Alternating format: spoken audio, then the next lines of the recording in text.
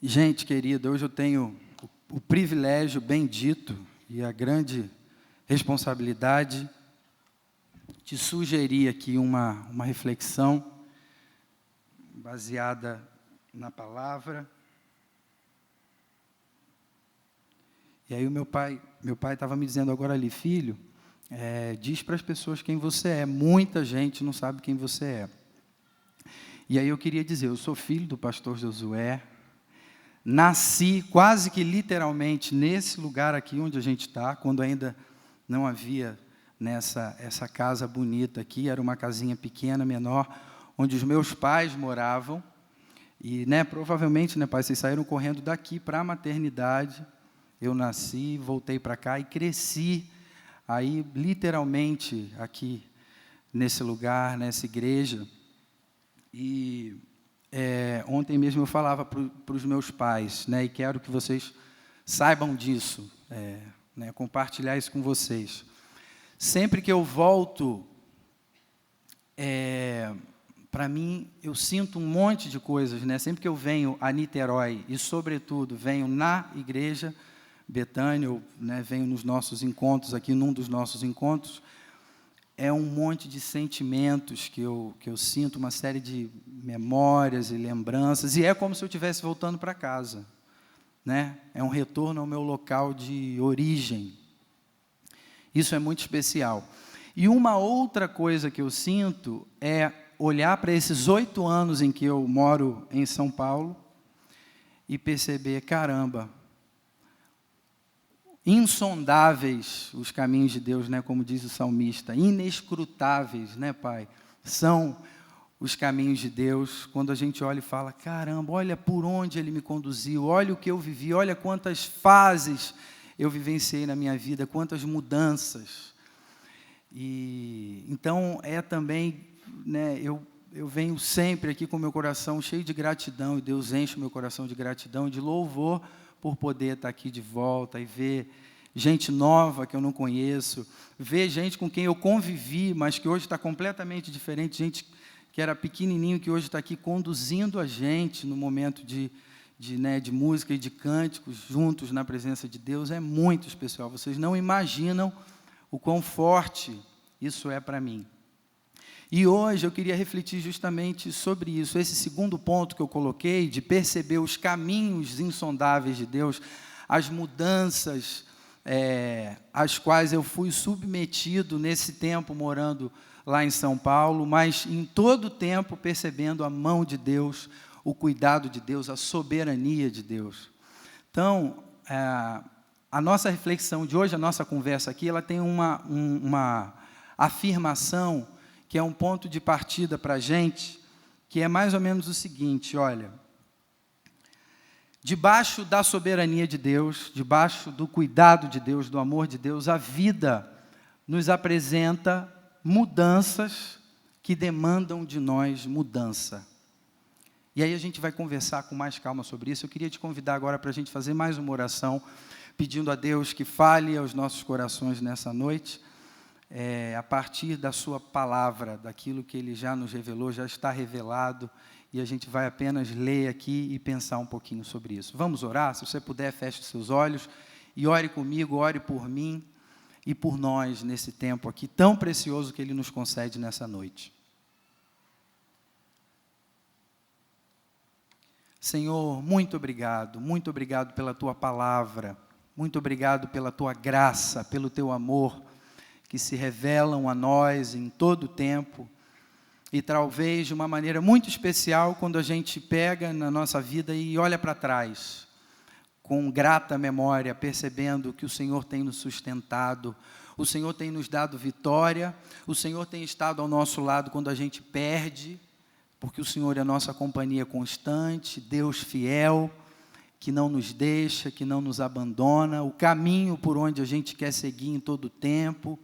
Então, nós te louvamos, porque não tem nos faltado orientação, não tem nos faltado a Tua condução, a Tua provisão, e é nessa expectativa, nessa esperança que nós nos reunimos nessa noite, Senhor, para ouvir a Tua voz, meditando na Tua palavra.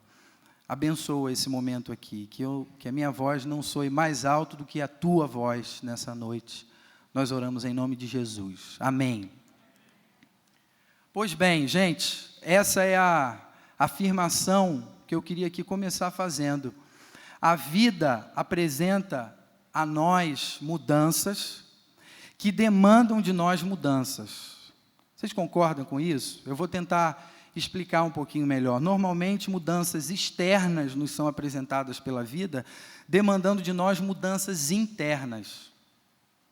Minha mãe hoje, de manhã ou, sei lá, na parte da tarde, voltando para casa, ela falou: Paulo, você viu a foto que colocaram nas redes sociais, divulgando a sua vinda, que você vai estar hoje à noite pregando? Aí ela falou assim: você viu quanto cabelo você tem naquela foto? Eu falei: vi, mãe, eu reparei. Porque é a foto de um tempo que eu não estava com esse pouquinho de cabelo aqui que eu estou agora. Isso é um exemplo de uma mudança externa que demanda de nós mudança interna. Sabe? Preciso trabalhar a minha autoestima, saber lidar com os meus amigos que ficam zoando. Tio Theo também acho que tem um pouquinho de noção do que é isso. Pastor Theo. Quando você vai perdendo o cabelo, e aí você, cara, é isso, a vida é assim, né? É testosterona, que eu acho que fala, que vai fazendo cair aqui, normalmente no peito, tem bastante. É uma mudança externa que eu preciso trabalhar internamente. Mas até agora eu estou falando meio sério. Existem outras mudanças que vão acontecendo na vida da gente, que fazem com que a gente tenha que trabalhar o nosso coração internamente, fazem com que a gente tenha que sair do nosso lugar, da nossa zona de conforto. Todo mundo passa por isso em algum momento, por mudanças desse tipo. Quer ver? Por exemplo, quando a gente sai da casa dos nossos pais, eu penso muito sobre isso. Há 8 anos atrás eu saí da casa dos meus pais no momento certo, tudo legal, para ir para São Paulo. Gente, foi muito difícil. Foi uma mudança que, até hoje, demanda de mim mudanças internas. E é tão bom quando a gente sabe que vai sair no momento certo e se planeja para isso e, né, se prepara para a mudança que vem. Vou sair da casa dos meus pais, ou para estudar, ou para ir trabalhar no outro lugar, ou porque vou me casar. É bênção, é sinal de maturidade. Pode ser Deus mesmo te dando essa possibilidade de crescimento, de mudança. Mas isso não significa que é fácil. Demanda de nós mudança. Tem uma outra coisa, dentre tantas, que demanda da gente mudança, que eu lembro com muita força, porque também ainda vivo isso. Pedro Henrique está ali, estou olhando para ele, ele vivenciou isso agora, recentemente. O casamento. Quando a gente se casa, isso é uma mudança que demanda de nós mudança. É ou não é? Quem aqui já é casado e concorda comigo? Levanta a mão, só para eu saber que vocês estão aqui. O casamento não é algo que demanda da gente mudança? Uma outra coisa, eu sei que os pais aqui vão concordar comigo, é a chegada dos filhos. Nossa, como isso demanda de nós mudança. Muita mudança. A chegada dos netos, não é, pai? Esses dias aqui você não tem percebido isso? O João, o Gabriel, o Tito, a Liz, os netinhos lá demandam da gente mudança, sair da nossa zona de conforto, porque dá trabalho, a gente tem que amadurecer mesmo, a gente percebe um monte de coisas em nós. E é interessante, porque isso é Deus agindo na nossa vida. Embora não seja fácil, embora... no caso dos netos, eu acho que fica mais claro que é algo muito bom e muito positivo, mas existem mudanças, às vezes, que doem na gente, e a gente pode deixar passar despercebido o fato de que aquilo ali é uma mudança, que está demandando de nós mudanças, e é Deus agindo nas nossas vidas, forjando o caráter de Jesus em nós. Todo mundo passa por momentos de mudança. E é muito bom quando a gente consegue se preparar para isso. Prestar atenção no que está acontecendo. Nem sempre isso é possível. E mesmo quando a gente presta atenção, mesmo quando a gente se prepara, às vezes a gente dá um vacilo aqui, acolá. Por exemplo, Eu lembro no começo do meu casamento, recém-chegado da lua de mel com a Luísa em casa, já lá em São Paulo, um dia de noite, uma quarta-feira à noite, eu ia saindo de casa para ir jogar futebol. Acho que era o meu terceiro dia de casado, depois da lua de mel. A Luísa olhou para mim e falou: Paulo, você está indo aonde? Eu falei: esqueci de te falar, quarta-feira à noite eu jogo futebol com os meus amigos. Aí ela falou, não me cobrando, longe disso, mas ela me ajudou a cair uma ficha em mim, que ela falou: Paulo, agora a gente está junto, dentro de uma casa. Que bom que você vai no futebol, mas eu queria saber, assim, a sua agenda, ela precisa acolher a mudança que a vida está nos oferecendo nesse momento. Então, seria bom a gente saber. Eu falei: é verdade, Lu, eu estou usando ainda a minha agenda da plataforma anterior, chamada Solteiro, e essa plataforma anterior, ela não funciona mais nesse novo cenário, nessa nova dinâmica em que a gente está casado. E que bom que eu preciso mudar, isso vai ser ótimo para mim. É, de fato, Deus agindo na minha vida. Percebem como é bom quando a gente consegue se preparar para as mudanças? Há pouco tempo atrás eu fazia eu celebrava com um casal muito querido, o casamento deles, e dizia para eles, a gente não presta muita atenção, mas, por exemplo, a palavra casar significa também alinhar, casar duas dinâmicas que são diferentes, para que haja alguma unidade, um passo comum. E nisso tudo a gente está aprendendo, crescendo, percebendo Deus, fazendo a gente amadurecer. Isso é tão precioso, não é, Pedro? Não é verdade? Você tem percebido isso? A gente vai percebendo ao longo da caminhada. Alguém disse que grande parte do nosso sofrimento na vida, na caminhada, tem a ver com a nossa dificuldade de perceber que algo mudou. E com isso, eu preciso mudar também, para me adequar a essa nova situação que Deus trouxe para mim, na qual Deus me colocou. Essa mudança que me veio, é para eu mudar. Quando eu demoro um pouco mais para perceber isso, parece que a gente sofre um pouquinho mais. Quanto mais rápido a gente percebe, melhor. Por que a gente é tão resistente a mudanças? Você já parou para pensar nisso? Alguns mais, outros menos. Eu vou dar para vocês um exemplo, no meu caso, de algo que eu sofri. Quando meus filhos chegaram, as pessoas me diziam assim, logo no começo, chorava muito, um desafio muito grande, tudo novo para a gente. Eu lá em São Paulo, distante dos meus pais, a Luísa também distante dos pais dela, então não tinha vovô e vovó, era a gente ali no desafio do dia a dia, lidando com o Gabriel, nosso primeiro filho, muito querido, muito especial, mas chorava absurdos. E as pessoas me diziam assim: Paulinho, fica tranquilo, isso vai passar. E aí na minha cabeça era assim: vai passar, daqui a pouco eu vou poder voltar a ir no cinema com a Luísa, logo, logo. Só que ainda vai demorar mais um pouco, eu fiquei sabendo agora, recentemente, porque ele ainda está com 4 anos. Eu demorei um pouquinho para perceber que, quando os filhos chegam, a gente se depara com uma mudança que ela impõe mais ou menos o seguinte para o casal: olha, o cinema, sabe essa coisa que você gosta, o jantar romântico, deixa isso um pouquinho de lado, isso vai demorar um pouquinho, não é por agora. Demorou para cair para mim essa ficha. Eu achava que daqui a pouco, daqui a uns meses, a gente está de novo tendo o nosso tempinho. Não, não temos. E estamos crescendo, estamos amando o que temos vivido, presente de Deus, herança bendita do Senhor, mas por eu ter demorado um pouquinho para perceber isso, cara, são outros desafios, é uma outra dinâmica, eu vou experimentar outras coisas, são novas experiências para mim agora. A experiência do cinema é para mais tarde, agora eu vou deixar isso um pouquinho de lado. Eu demorei um pouquinho, sofri um pouquinho com isso.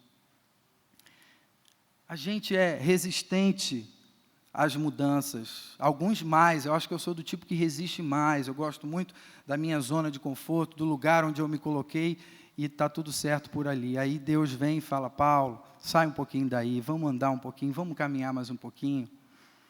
E acho que não é à toa que o apóstolo Paulo, ele disse assim, transformem-se pela renovação da mente de vocês, para que assim, olha só, é nessa mudança que vocês serão capazes de comprovar a boa, perfeita e agradável vontade de Deus. Isso está lá em Romanos 12, 2. Ele está falando da realidade do reino e da nossa experiência vivendo aqui, mas isso se aplica também à percepção de que as mudanças, os desafios que têm vindo sobre nós, são a possibilidade que Deus está dando para mim e para você, de nós mudarmos, de nós crescermos, de mudarmos a nossa mente para perceber coisas novas, para ouvir a voz de Deus de uma maneira diferente, com mais maturidade, vivendo novas experiências na presença dEle, debaixo da soberania dEle, do cuidado dEle, do amor dEle por nós. Essa é a maneira pela qual nós somos capazes de comprovar a boa, perfeita e agradável vontade de Deus. É mudando, é transformando, é caminhando para frente. Tem uma frase de um dramaturgo que eu gosto, chamado George Bernard Shaw. Ele diz assim, o progresso é impossível sem mudança. E aqueles que não conseguem mudar as suas mentes, olha ele lembrando de Paulo, aqueles que não conseguem mudar as suas mentes, não conseguem mudar nada. Então, que bom são as oportunidades que Deus tem nos dado de mudarmos nossa mente, de crescermos, de evoluirmos, debaixo do seu amor e da sua graça. Quem não aceita isso pode sofrer um pouquinho mais. Sabe aquela música que tem, eu acho, que diz, né? Eu nasci assim, eu cresci assim, eu sou mesmo assim, eu vou ser sempre assim. Fique atento, porque pode ser que você esteja sofrendo, não porque Deus colocou sofrimento na sua vida, mas porque você está demorando um pouquinho, está teimando um pouquinho em não mudar. Pode ser que isso esteja acontecendo. Fique atento, acho que vale a pena, vale para mim essa reflexão, e pode ser que valha também para você. A vida nos apresenta mudanças que demandam de nós mudança. Você concorda comigo? E o que falar, mais um pouquinho antes da gente ler o texto, conscientes disso que a gente está pensando aqui, o que falar das mudanças que não são esperadas? As mudanças para as quais a gente não tem tempo de se preparar, essas são mais difíceis. Lá em São Paulo, como pastor de uma igreja presbiteriana lá, um dos pastores, eu tenho conversado e convivido com pessoas que têm passado na vida por mudanças, por desafios, para os quais eles não puderam se preparar. Exemplo, a morte de alguém muito importante para você, a perda de alguém que você ama muito e que estava ao seu lado e que você não esperava, de repente, você não tem mais essa pessoa. Como isso é doído, como isso é difícil. A experiência do luto, ou um diagnóstico de enfermidade séria, grave, que você não esperava. A gente vivenciou isso lá em casa. Eu tenho convivido com amigos, pessoas em São Paulo, que têm passado por isso. Um desemprego repentino e uma consequente crise financeira, porque como que paga o aluguel, a escola das crianças, se você não tem mais a fonte, o dinheiro com o qual você contava? Difícil quando a gente passa por esse tipo de experiência. E eu fico pensando, eu tenho ouvido, aprendido que diante desse tipo de mudança repentina para a qual a gente não pode se preparar, existem duas maneiras da gente reagir.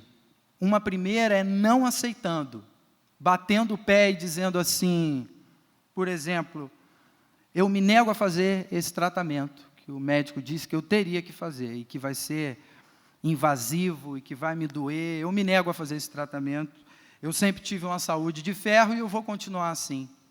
Vocês sabem que eu conheci uma pessoa que teve um diagnóstico sério de um problema na perna, um tumor, e ele não aceitou o diagnóstico, e não fez o tratamento, e foi até o fim e chegou a falecer, porque não aceitou, batendo o pé e negando uma realidade, uma nova realidade na sua vida. Quando alguém diz assim, não, eu me nego a cortar gastos, eu vou continuar frequentando os restaurantes que eu sempre frequentei. Mas você não tem mais a fonte de renda que você tinha, você foi mandado embora. Você precisa se readequar, você precisa mudar a sua dinâmica para essa nova realidade. Isso pode ser muito bom, isso pode ser muito positivo para você, mas a pessoa se nega. Quando alguém que foi no médico, o médico disse, olha, tem gordura demais aí, você precisa se exercitar, você precisa correr todo dia, um tempinho que seja, separe para isso. E a pessoa diz, não, eu vou continuar comendo a minha junk food, eu não aceito o que me foi receitado pelo médico. Essa é uma maneira da gente reagir e que eu acho que todos nós sabemos que não é sábio, não é uma boa maneira, negar uma realidade que é clara, que é evidente. Uma outra maneira da gente reagir a mudanças inesperadas, ou mesmo as mudanças esperadas, é dizer, eu preciso reconstruir a minha vida sobre novas bases. Eu preciso me submeter ao tratamento que os médicos têm orientado. Eu preciso cortar gastos, sim, e viver uma vida mais simples.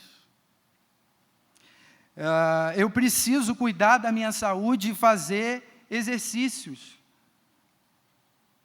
Vocês sabem, há um tempo atrás, um sábado de manhã, eu estava em casa lá em São Paulo, Luísa estava com os meninos viajando, na casa dos avós de lá. Gente, eu acordei às 6 horas da manhã, eu tinha uma gravação, acordei mais cedo, 5h30, 6 horas da manhã, com esse meu braço esquerdo aqui, dormente. Aí eu falei, eu tenho 37 anos, né?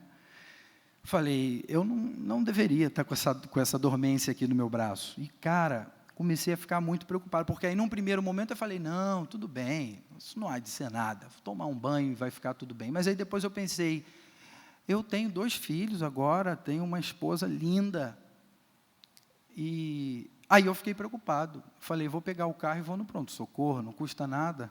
Aí já estava no carro, falei, não, peraí, eu não vou sair de carro, bater o carro, né, e fazer mal para os outros, se for mal, que seja só para mim. Voltei, peguei um Uber, cheguei no pronto-socorro, enfim, encurtando essa história, eu estava com a pressão altíssima, graças a Deus não era nenhum problema no coração, mas aí o médico falou, Paulo, você precisa tomar algumas decisões na sua vida, de desestressar, de procurar outros caminhos, de aprender a lidar de maneira diferente com situações que você tem lidado na sua vida. E, mais, precisa fazer exercício. Daquele dia ali para frente, eu comecei a correr todo dia, de manhã. E aí a gente é complicado, né? Eu já estou esmorecendo, mas sei que eu preciso continuar, porque isso faz parte da minha vida cristã, isso faz parte do meu relacionamento com Deus e com as pessoas. A possibilidade dessa mudança, de ser mais saudável, é Deus forjando o caráter de Jesus em mim. Isso é tão espiritual quanto uma vida de oração que eu também quero e preciso ter, de leitura da palavra, de comunhão com os meus irmãos em São Paulo, onde quer que eu esteja. E Deus tem falado ao meu coração através disso. Que bom é a gente ter a notícia de que precisa mudar e poder dizer, eu vou mudar. Os psicólogos dizem que quando a gente permanece batendo o pé sobre uma base que está ruindo, numa situação insustentável, eles chamam isso de os primeiros passos aí de uma depressão. E a gente tem visto tanta gente com essa dificuldade entre a gente, pessoas que a gente ama, que estão perto da gente.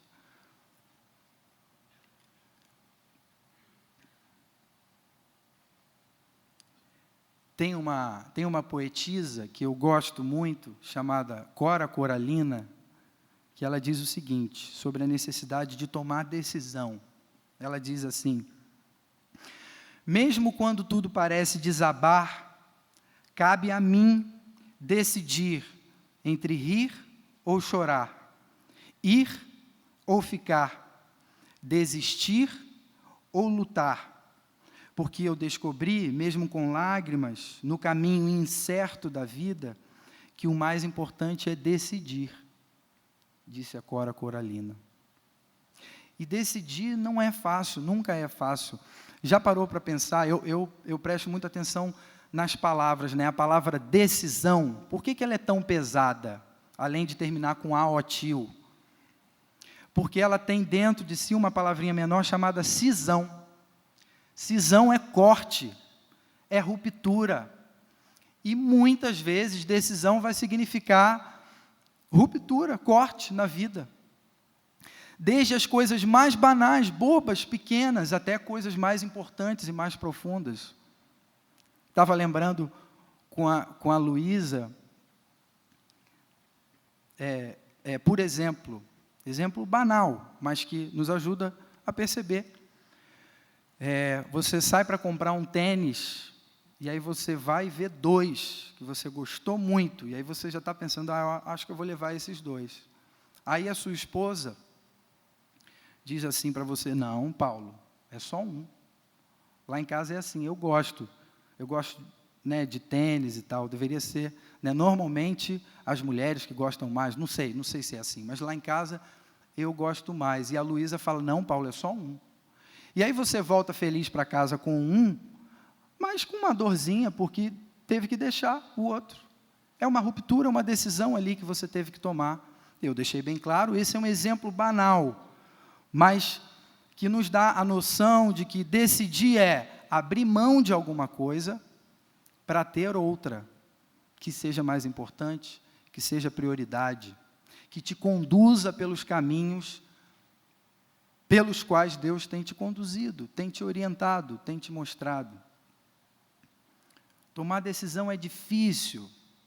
Nos momentos mais difíceis, mais intensos, mais sensíveis da vida, muitas vezes, vamos ser sinceros, eu me sinto, quando tenho que tomar decisão, inseguro, com medo, com incerteza na minha cabeça, com ansiedade. Por exemplo, quando decidi, há 8 anos atrás, que eu ia para São Paulo, era uma mudança grande à minha frente.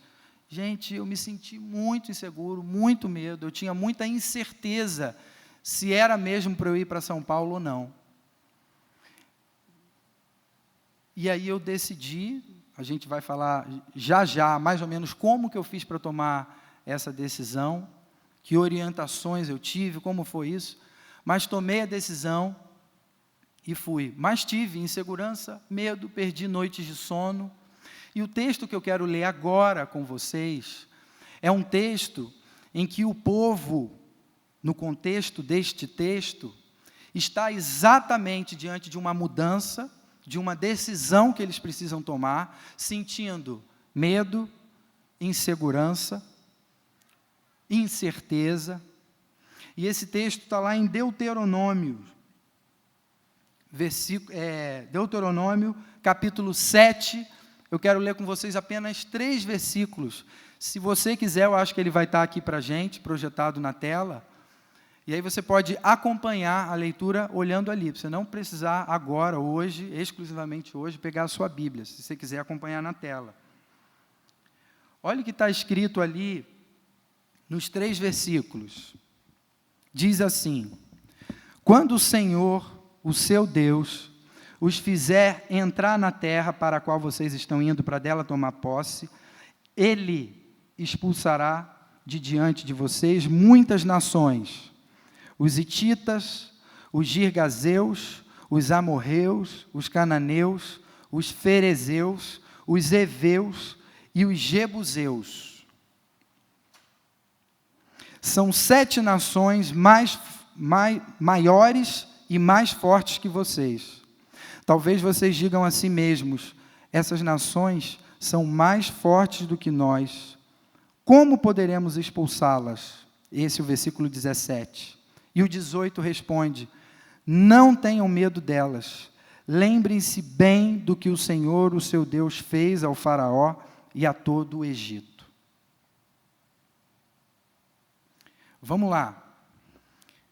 Rapidamente aqui, a gente pontuar algumas coisas muito preciosas que o nosso Deus nos orienta e nos aconselha através desse texto. A gente tem um povo chamado povo de Israel.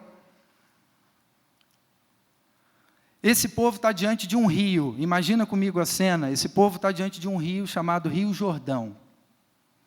Do outro lado desse rio, tem uma terra chamada Terra Prometida.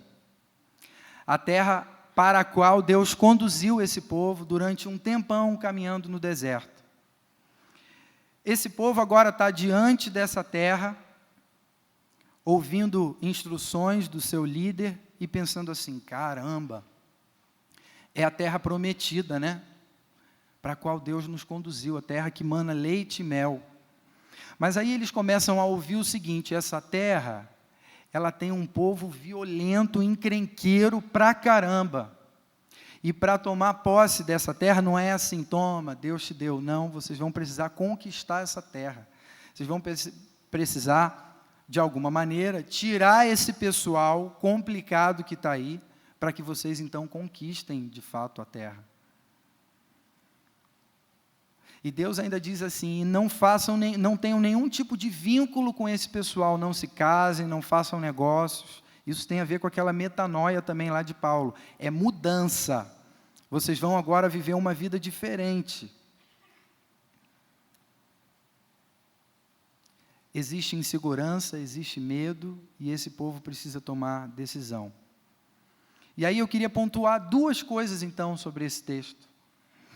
Uma primeira, que é exatamente a seguinte, eu coloquei ali para a gente ler. Em momentos de mudança, em momentos de desafio, certifique-se de que você está caminhando na direção que Deus orienta. Simples assim. Esse é um convite que Deus nos faz através dessa história, dessa narrativa, desse texto, a nós, para que nos certifiquemos de que na nossa caminhada, nas decisões importantes, nos desafios, nas mudanças, nós temos caminhado pelo caminho que Deus tem nos orientado. E não pelo caminho que o nosso coração tem sentido. É bem diferente. Deus está nos convidando a esse momento, nesse momento, a sondarmos o nosso coração, refletindo o seguinte: eu estou caminhando na direção apontada por Ele, ou eu estou seguindo única e exclusivamente o meu coração?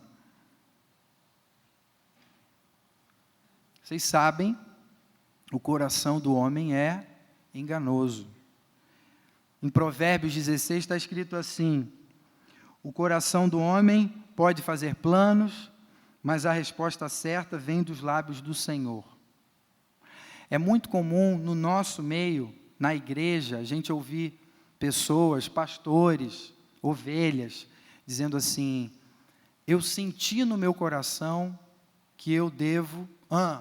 Aí vem o que depois? A gente sempre precisa prestar atenção. Às vezes a gente para, quando a pessoa diz eu senti no meu coração, você já se entrega. Não, a gente tem que prestar atenção. Sentiu o que no seu coração? Aí alguém diz assim: pastor Paulo, eu senti no meu coração que é momento de eu não seguir com o meu casamento. É um momento aí de mudança na minha vida, eu tenho conhecido outras pessoas e já deu para mim. Sentiu no seu coração Deus dizer isso? Você sabe que você não vai sentir da parte de Deus no seu coração nada que Ele já não tenha orientado na palavra, na Bíblia. A Bíblia é a nossa regra de fé e prática, o nosso manual, orientação direta do alto para mim e para você. Para a gente se certificar nos momentos de mudança e de desafio, que a gente está seguindo por onde Deus nos orientou, a gente precisa olhar para as Escrituras, a gente precisa conhecer a palavra, a gente precisa se relacionar com a palavra, com a Bíblia. E aí faço essa pergunta aqui, na presença do meu pai, da minha esposa, dos meus filhos, para vocês e para mim. Como anda o seu relacionamento com a Bíblia? Com a orientação de Deus para a tua vida? Para os passos que você precisa dar, para os movimentos que você precisa fazer.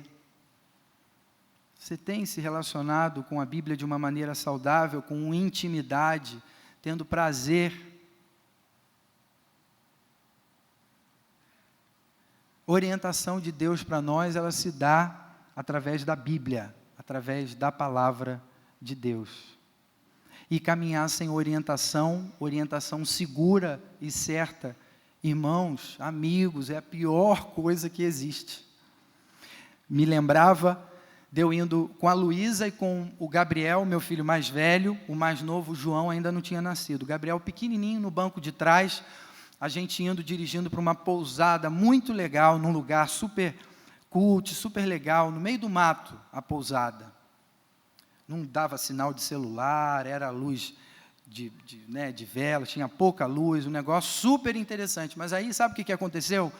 Eu saí de casa com o meu GPS, muito legal, adivinha, quando foi chegando perto do lugar, numa estrada de chão, eu não tinha mais o GPS, eu comecei a perceber que o GPS saiu do ar. Aí eu falei, não, tranquilo, no celular, já, naquela época estavam começando os aplicativos, eu falei, tranquilo, vou aqui no meu aplicativo. Aí o celular, saiu do ar também. Uma escuridão. Algumas placas, de vez em quando, com as setas que eu não entendia nada. Luísa do meu lado, dormindo, Gabriel atrás, dormindo. Eu falei, deu ruim. E eles não sabem, eles estão correndo perigo. A gente está caminhando sem orientação. Que coisa horrível, que sentimento horrível. Bem, nós sobrevivemos, eu estou aqui hoje, mas é uma experiência que eu não quero ter de novo, não quero passar. Na vida da gente é exatamente igual, ou pior, caminhar sem direção, sem orientação. E qual é a nossa direção? Nosso GPS, que inclusive recalcula a rota, quando a gente erra, porque Deus fez por nós além, muito além. Ele enviou seu próprio Filho, recalculando a rota da nossa caminhada. Orientação, a gente precisa de orientação, e a orientação é a palavra. Não sinta nada no seu coração, ou quando sentir, corre para a palavra e vê se tem a ver. E não, isso aqui não está aqui não, vai contra o que eu estou pensando e sentindo, então não é Deus, não foi Deus que falou comigo. Ou então você vai lá e vê que sim, é isso, esse é o caminho. Poxa, um caminho difícil, mas é esse, é por esse que eu tenho que seguir. Uma outra maneira, ainda nesse ponto, da gente ter certeza que a gente está sendo orientado por Deus, depois da palavra, é as pessoas que sejam autoridade espiritual na vida da gente. Eu tenho um privilégio muito grande de ter duas autoridades espirituais na minha vida, que são meu pai e minha mãe. Volte e meia, de lá de São Paulo, pai, estou vivendo um momento aqui que eu não sei o que fazer. Aí sabe o que meu pai me diz? Filho, eu também não sei não. Mas vamos orar juntos e vamos ver no que dá isso, caminhar com a certeza de que Deus tem nos orientado. E isso já é mais de meio caminho andado. Já foi, né, pai? Como é precioso, importante, necessário a gente ter quem nos oriente e pessoas que temem a Deus. Sabe o que é temer a Deus? Não é ter medo de Deus, é levar Deus a sério. Ninguém caminha sozinho. Até porque, para ler as Escrituras, isso é algo precioso. Estava vendo o pessoal falando da nossa escola bíblica dominical. A igreja tem papel fundamental nisso, a comunidade, a comunhão, porque a gente lê junto as Escrituras, avaliando ali, é isso aqui mesmo? Eu não quero ler o que eu quero ler, eu quero ler o que Deus tem para me dizer. E às vezes a gente erra quando vai decifrar ali o que está escrito, e estudar. A gente, é tão bom, é precioso ter quem nos diga, isso aqui quer dizer isso. E aqui, poxa, a gente está muito bem servido aqui na Betânia. Graças a Deus, Deus é muito bom. Ele tem nos dado gente tão preciosa. O Léo, né, o pastor Theo e toda essa equipe, pessoas que Deus tem mandado aqui para nos abençoar, para serem orientação para a gente. A gente não pode abrir mão disso. Em momentos de mudança, em momentos de desafios, simples assim, certifique-se de que Deus tem te orientado e você tem seguido por esse caminho que Ele orienta. O segundo e último ponto é, em momentos de mudança, considere em primeiro lugar o poder de Deus e não as circunstâncias, e não o seu poder, a sua capacidade, mas o poder de Deus. Olha o que diz o texto. Acho que não está ali, mas o texto diz, Ele, Deus, diante desse desafio, o povo ali diante da terra prometida, tem a seguinte palavra, Deus vai expulsar esses caras violentos que estão nessa terra aí, que Deus entregará a vocês. E é muito legal, Deuteronômio 7, vai dizer, tem várias expressões desse tipo, dando certeza ao povo. Deus vai expulsar os inimigos, Deus vai fazer o que vocês não podem fazer, Deus vai agir, Deus vai dar a vitória. Percebe? É Deus. E ainda tem mais uma orientação muito interessante que Moisés dá, que é, lembrem-se que esse Deus que vai fazer, que vai agir, Ele fez no passado, quando nos libertou de Faraó, no Egito. E no deserto? Quantas coisas? A memória grata é o combustível da nossa fé. A memória de gratidão é o combustível da nossa fé. Não são as nossas capacidades o combustível da nossa fé. A gente comete um erro, eu acho. Ouso dizer que talvez a minha geração, ainda mais, que é essa geração, ou cada um de nós, talvez não só a minha geração, com certeza não, mas todas as gerações, isso é um problema do ser humano, olhar para trás e dizer assim, uau, eu arrebentei. Nossa, que mente brilhante eu tenho. A gente não fala isso alto não, a gente fala dentro da gente, né? Porque a gente tem vergonha de ser metido. Então a gente fala dentro da gente. Olha como puxa, foi demais isso que eu fiz. Quanta gente boa eu fui capaz de colocar ao meu redor. Olha que time que eu arregimentei. Olha a minha saúde. Estou vendo. Olha a minha saúde. Que saúde de ferro que eu tenho. Há tanto tempo levantando para trabalhar todo dia sem nenhum problema, nenhuma dificuldade. Caramba.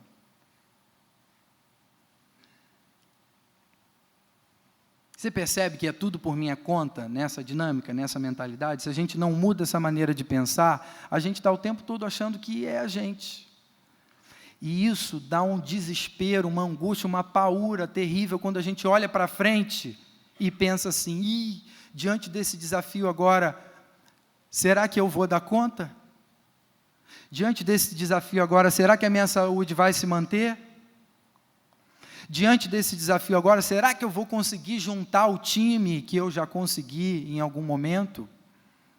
Será que a minha mente brilhante vai funcionar? Isso é um problema, sabe por quê? A gente não foi feito para dar conta de tudo. A gente não foi feito para ter o controle sobre todas as coisas. Essa é uma característica de Deus. A gente foi feito para aprender a depender. A gente foi feito para dedicar a Deus os nossos planos, os nossos sonhos, os nossos afazeres, os nossos projetos. Numa análise muito simplória, isso, gente, sobre o que eu estou falando agora, explica, talvez, a epidemia de ansiedade, de síndrome do pânico e de uma série de dificuldades. Eu conversava com uma excelente psicóloga em São Paulo sobre isso, e ela disse, Paulinho, você está certo, é isso mesmo, você não está falando bobagem não. A gente é viciado em poder e na sensação de que eu dou conta, deixa comigo. Só que isso gera em nós ansiedade, porque a gente não foi feito para isso, isso nos adoece, porque a gente não foi feito para isso. Que bom é, que precioso é poder olhar para trás e dizer assim: o que eu tenho, o que eu sou, o que eu conquistei, as diferentes fases da vida pelas quais eu passei, as vitórias e mesmo as derrotas, são fruto da ação de Deus na minha vida.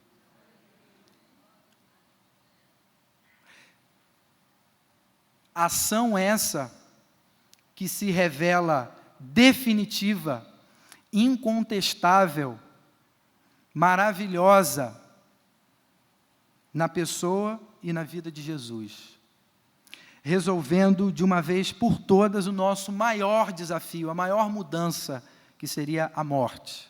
Quando a gente sai dessa casa aqui, para onde a gente vai?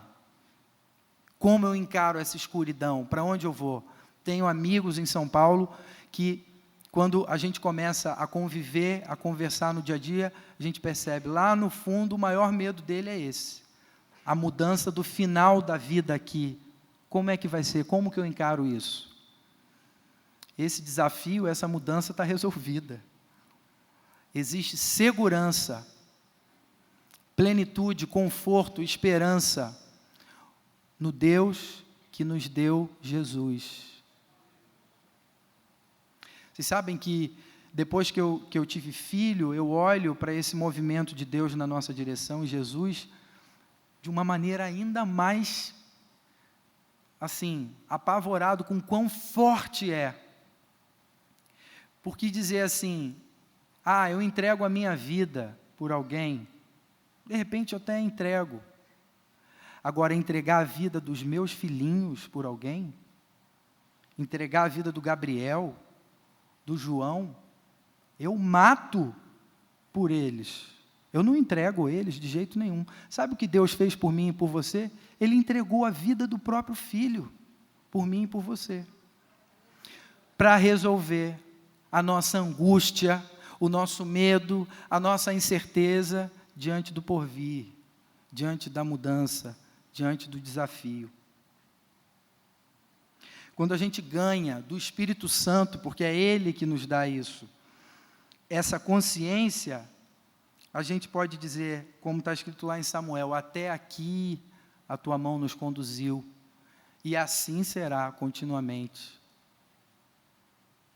Porque o convite de Deus para a gente confiar nele não é um convite de irresponsabilidade, porque alguém poderia dizer, pastor, mas é confiar em Deus e não nas circunstâncias? Isso não seria irresponsabilidade, não olhar para as circunstâncias? Veja bem, o convite é um convite à confiança naquele que é maior do que as circunstâncias. A gente vai planejar, a gente vai botar no papel, a gente vai sonhar. O nosso Deus gosta disso. Ele está atento a isso, Ele valoriza isso, os nossos sonhos, nossos projetos, nosso plano. Mas Ele é maior do que as circunstâncias. As piores circunstâncias que sejam, Ele é maior, Ele é mais poderoso.